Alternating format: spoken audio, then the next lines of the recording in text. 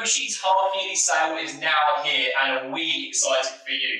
We've got tons of items at some ridiculous prices. We've got apparel, lights, bikes and so much more. And just to show you how excited we are, we're going to run a competition.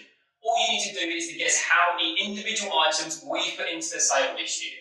All sizes, all stock, so think big. And whoever gets that number correct will win a $1,000 Pushys voucher. If no one can guess that number, it's simply whoever is closest at the end of the competition. And the winner will be drawn on Thursday the 21st of June.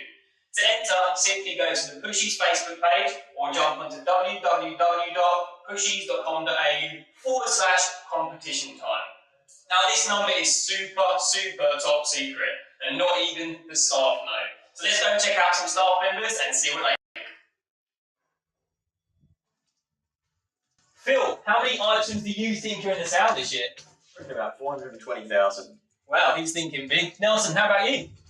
I'm thinking 33,333 items. Very specific. Connor, sorry to disturb you, mate. How many items do you think are in the sale this year?